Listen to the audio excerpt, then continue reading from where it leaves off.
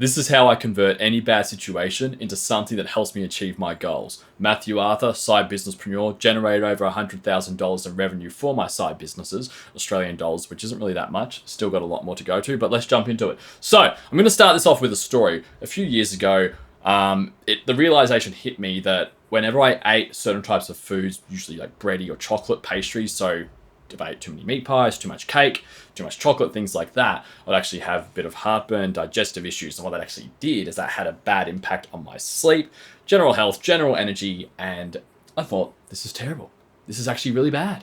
I want to fix this. So what I actually ended up doing was I went and even looked into looked into a bit of research and found out that there was a procedure that can essentially an operation, a surgical procedure that can be done that do something with something in your pipes, or I can't remember. And the idea is that it actually resolves that issue. So I even went to the doctor to get a bit to take the first step, which was like a referral to some place, which I didn't end up going to. But I wasn't really too comfortable with the thought of having all surgical operations there. And then when I heard as well that of a story of where someone did get this kind of operation, but then the health issues, the heartburn issues started happening for them a few years later, I decided, I'm just stuck with it. What am I going to do? But now, so when I first had that realization, I thought this is bad. This is negative. However, what happened later was I realized, hang on a second. Let's peel this out. Let's peel this back. Whenever I eat unhealthy types of food, I get, within the next 12, 24 hours, so you could say relatively instant feedback. I get instant feedback, instant pain that self-regulates me and provides an incentive for me to eat healthier, eat less junk food or pastry, all that stuff that isn't as good for you in high volumes. So when you think about it, that's a positive. The positive is that I have an inbuilt system that provides me a little bit of pain, which is an incentive to eat healthier, which is going to give me more energy, more longevity, and all those good health benefits. So let's get into this little drawing thing I have, which really would have been nice actually if I probably had a bit of color, but I'll explain this. So we have this big circle here, so the big overarching circle, and that's you, human being. We then have here all these other shapes, so these big sort of shapes here that have other shapes in them. Think of those as their situations or something bad that happens to you, something like that. We're getting a bit abstract here, but we'll see how we go. Now, in those groups, so let's say this is a situation, so pretend this is the fact that I'm susceptible to a bit of heartburn and that kind of indigestion when I eat too much of certain types of foods. A lot of these situations can have different positives. So these are the positives. They have a plus symbol, a circle with a plus symbol. And my pen isn't really doing the job for me there. It's erasing it more than adding to it, which isn't great, but that's okay. And then we have circles with minus, so negatives. So in this case, you could say as an example, with the heartburn situation, the negative is that whenever I eat certain types of foods that taste delicious, by the way, if I eat too much, I have bad health, I have bad sleep and things like that, and a bit of even pain. But on the plus side, on the positive, I have a system that instant feedback helps me to actually eat healthier and stay more fit. So I can decide to either focus my mind on the negative aspect. Oh no, when I eat too much unhealthy food, I have this pain. It's just so bad. I can't eat. Oh, it's just terrible. Or I can go, hey, sweet. I'm going to eat healthier because I don't want this pain most of the time. And that's actually going to make me even more effective in what I do. So brilliant.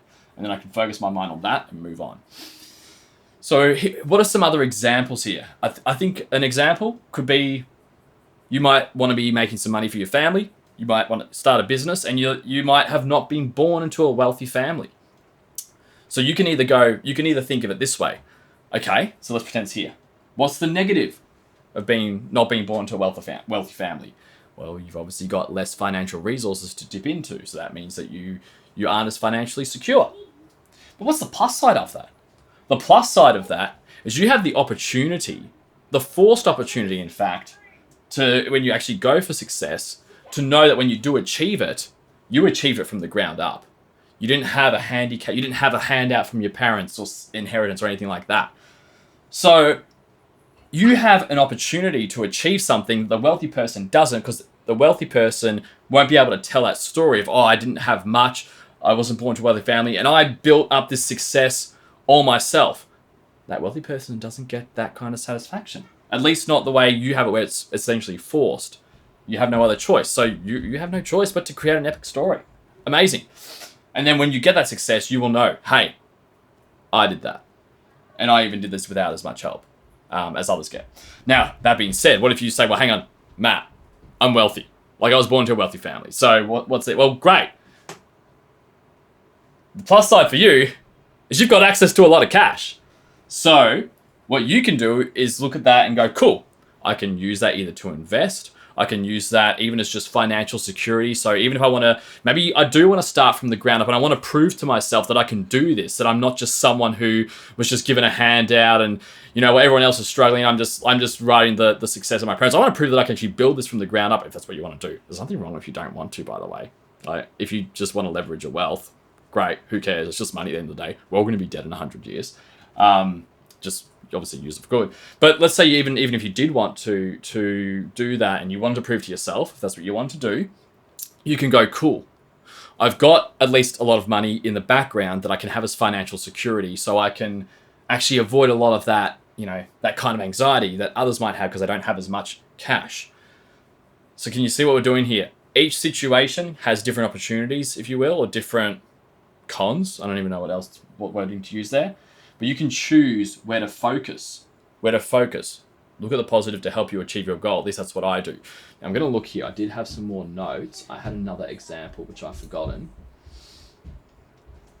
Okay, so another example could be, let's say you're running a business and you're having some cash flow issues.